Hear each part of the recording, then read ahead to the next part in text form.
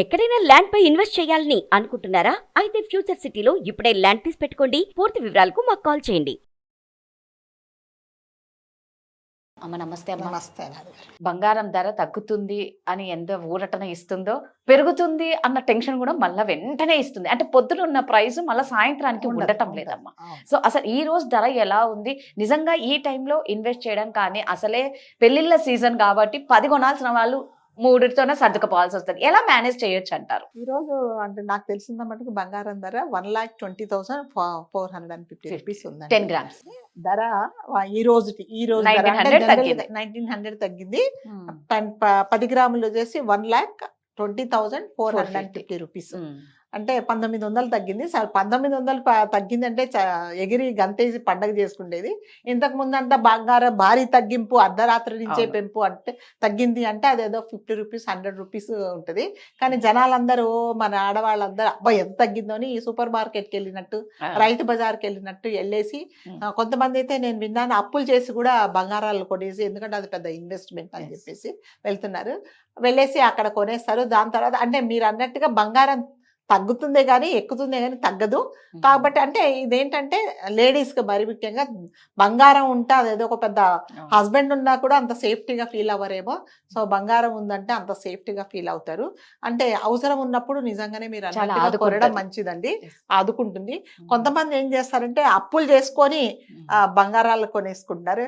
ఇంకా కొంతమంది ఏం చేస్తున్నారంటే నేను పెళ్ళికి వెళ్ళాలి, కొంచెం నీ దగ్గర ఉండే హారం ఇస్తావా వేసుకుంటా అని చెప్పేసి ఇలా అప్పులు చేసి కొనేస్తున్నారు. మళ్ళీ పోయిన తర్వాత అది ఉంటుందో పోతుందో కూడా తెలీదు.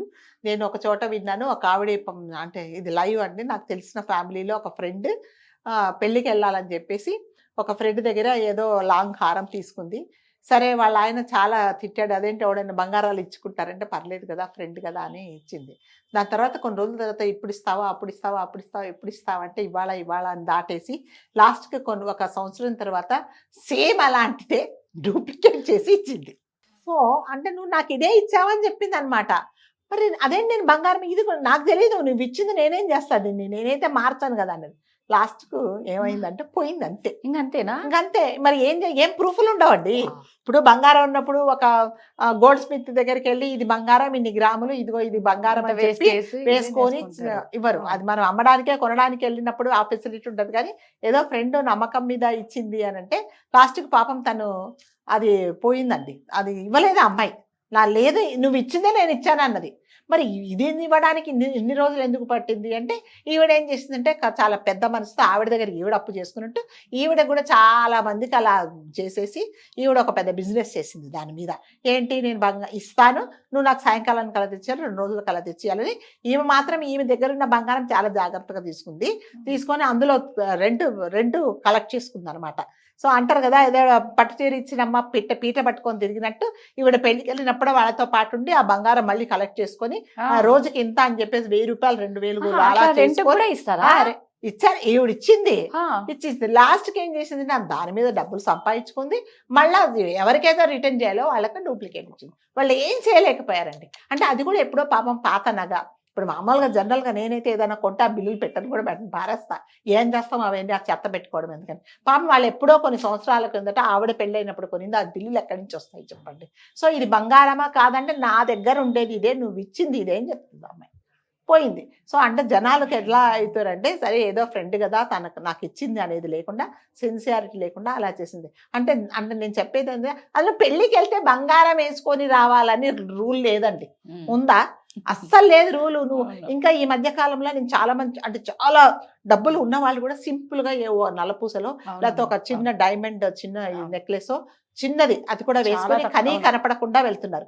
ఈ జనాలు అటు ఇటు కాని వాళ్ళు ఉంటారు కదండి, ఇంట్లో ఉన్నవన్నీ మొత్తం వేసుకుంటారు. దేనికి ఏం మ్యాచ్ అవుతుందో ఎందుకు వేసుకుంటారో తెలీదు.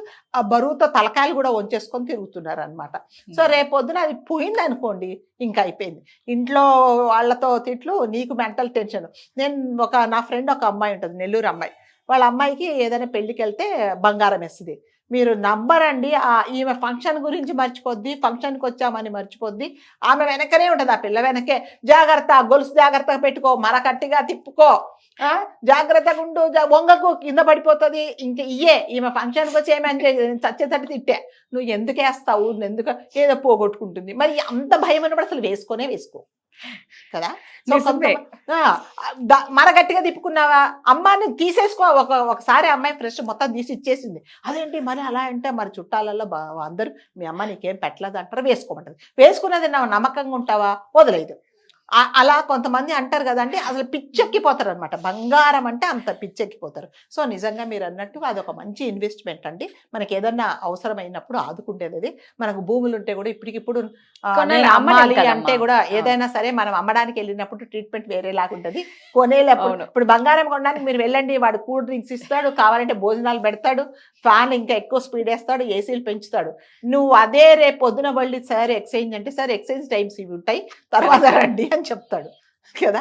అది క్వైట్ కామన్. కాబట్టి బంగారాలు కొనాలి అని అనుకున్నప్పుడు అది నిజంగా అవసరమా అంటే, కొంతమంది అండి ఇళ్ళు అమ్మేసుకొని అదేంటి పొలాలు అమ్మేసుకొని ఇంట్లో ఉన్నాయి అమ్మేసుకొని ఇంకా తక్కువైతే ఇంకా కొంచెం తక్కువైందని అప్పులు చేసేసి భర్తల ప్రాణాలు తీసేసి, ఇంకా కొంతమంది ఉన్న పాత బంగారం అమ్మేసి ఇలా కూడా చేస్తారనమాట. పాత బంగారం వాడు చెప్తాడండి, అమ్మ ఇది ఏదో మీ తాతకాలంది మీ అత్తగారు ఇచ్చారు, మీ అమ్మగారు ఇది ఇట్లాంటి క్వాలిటీ ఇప్పుడు రాదమ్మా, నేను అమ్ముకోకు అంటే, లేదు ఇదంతా పాత డిజైన్ ఏదో నాకు కొత్త డిజైన్ ఏదో ఆడికి తలావు తీసుకొని ఇంత చిన్నది ఇస్తాడు ఆవిడికి. అదే ఆ డిజైన్లోనే ఆమెకు ఆనందం. ఇంటికి వచ్చిందా తడితే ఇట్లా అదేంటి ఇది ఎప్పటి నుంచో ఉన్న నేను ఎవడమ్మనంటే ఇట్లాంటిది అంటే ఇవన్నీ ఏంటంటే బంగారం మీద ఉన్నంత, ఆడవాళ్ళకి బంగారం మీద పిచ్చి ఉన్నంత పిచ్చి ఇంకా దేని మీద ఉండదండి. ఆమెకి భర్త ఉంటే కూడా అంత సేఫ్టీ ఉంటుంది. బంగారం 4 గొలుసులు వేస్తే చక్కగా నిద్రపోతుంది అనమాట ఆయన లేకున్నా కూడా. సో ఈ పిచ్చి ఏంటంటే విపరీతానికి దారి తీసేసి సేఫ్టీ లేకుండా పోతున్నది. సో ఇంకొకటి, ఇప్పుడు పోనీ మీ దగ్గర బంగారం ఉంది, నువ్వు ప్రశాంతంగా ఇంట్లో పడుకుంటావా, అది ఎవడెవడు తీసుకెళ్ళిపోతాడో అని అదొక భయం. పోనీ వేసుకొని రోడ్డు మీదకి వెళ్తే ఎవడు కొట్టి తీసుకెళ్తాడో భయం. ఓకే, ఒకవేళ బ్యాంకులో పెడితే వాడు అవి ఉంటాయో లేదో, కొన్ని బ్యాంకులు అవి మనకి ఇచ్చినాడు అవి ఉండవు. సో ఇలా దేనికి సేఫ్టీ లేదు. కాకపోతే ఏంటంటే ఇన్వెస్ట్ చేస్తే మంచిదే. మరి పిచ్చోళ్ళలాగా పోయి బంగారాలు అని కొనేసుకుంటే ఇలాంటి అనార్థాలే జరుగుతాయి. నేను ఒక చోట చూశాను, ఒక ఆవిడ పాపం పొద్దున్నే లేచి మంగళసూత్రాలు చాలా ధైర్యంగా ముందుకు ఊడుస్తూ ఉంది. ఒకడు వచ్చాడు లాక్కొని వెళ్ళి తీసుకెళ్ళిపోయాడు. అబ్బాయి ఈరోజు ఏదో నా పంట పడింది, నేను అదేదో నక్కతో కదక్కాను, ఇంకా చాలా జీవితాంతం ఒక 5-6 నెలలు కష్టపడక్కర్లేదు, వాళ్ళు తీసుకెళ్ళి అమ్మడానికి వెళ్తే ఎంత ఇస్తావంటే, ఎంత వస్తుంది సార్, 200 వస్తుంది. అదే 200 వస్తాంటే ఇది డూప్లికేట్ రా బాబు అని చెప్పాడు. ఆడు మళ్ళీ వచ్చి వాడు కక్ష తీసుకొని నెక్స్ట్ డే వచ్చి ఇసిరేసి నువ్వు నా అటెంప్ట్ వెయిట్ చేసావని వాడు మళ్ళీ ఒక చంప మీద ఒక కొట్టిపోయాడు వాడు. సో అలా ఉంటుంది అనమాట. బంగారం అంటే ఇది వరకు ఉండేదండి పాతకాలంలో, కంపల్సరీగా బంగారం వేసుకోవాలని రూల్ ఉండేది. ఇప్పుడు అలా ఇప్పుడు ఏమీ లేదండి. ఇప్పుడు పెళ్లిళ్ళకి కానీ ఫంక్షన్లకు కానీ మనం ఎంత సింపుల్ గా పోతే అంత ఇది. సో దానికి ధీటుగానే ఇప్పుడు నేను విన్నాను 8 గ్రామ్స్ బంగారం కూడా వస్తుంది, కొంచెం ధరలు కూడా తక్కువ. కాబట్టి దాని మీద కూడా మీరు కొనుక్కోవచ్చు. కాకపోతే అప్పులు చేసి మాత్రం కొనుక్కోకండి. 1 గ్రామ్స్ గోల్డ్ కూడా చాలా ఉన్నాయి. చిన్న చిన్న ఫంక్షన్లకు అలాంటివి వేసుకొని కూడా, ఎందుకంటే మీ సేఫ్టీ అది ఇంపార్టెంట్ కదా.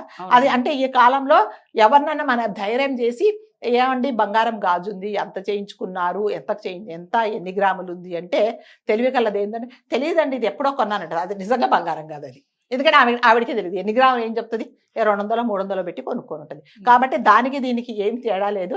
ఆడవాళ్ళు మరి ముఖ్యంగా అప్పులు చేసి మీ దగ్గర డబ్బులు ఉంటే కొనుక్కోండి. మీ పాత బంగారాలు అమ్మితే నిజంగా పాత బంగారానికి ఉన్నంత విలువ ఇప్పుడు కొత్త బంగారానికి ఉండదు. చాలా క్వాలిటీ బాగుంటుందండి. మీరు నిజంగా చూడండి, మన అమ్మమ్మల కాలం నాటిది మన అమ్మ దగ్గర ఉండే బంగారము మనం వేసుకునే బంగారం చాలా తేడా ఉంటుంది కదా.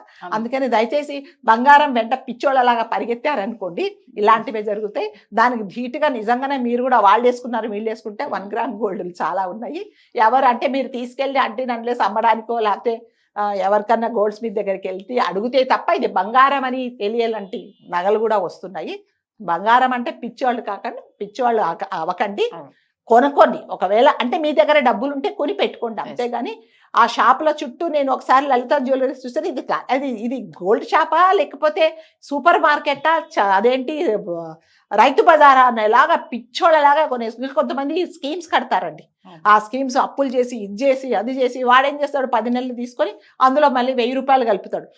అంటే వీళ్ళు ఆలోచించట్లేదు, నేను ప్రతి నెల 5000 కడుతున్నా కదా, ఆ 5000 మీద వీడికి ఎంత ఇంట్రెస్ట్ వస్తుంది, ఇలా ఎంతమంది కస్టమర్స్తో వీళ్ళు మన డబ్బుల మీదనే బిజినెస్ చేస్తున్నాడు అని చూసుకోవట్లేదు. గోల్డ్ స్కీమ్లు కడతా ఉన్నారు. సో ఇవన్నీ కూడా కొంచెం ఆలోచించుకుంటే మంచిది. Thank you.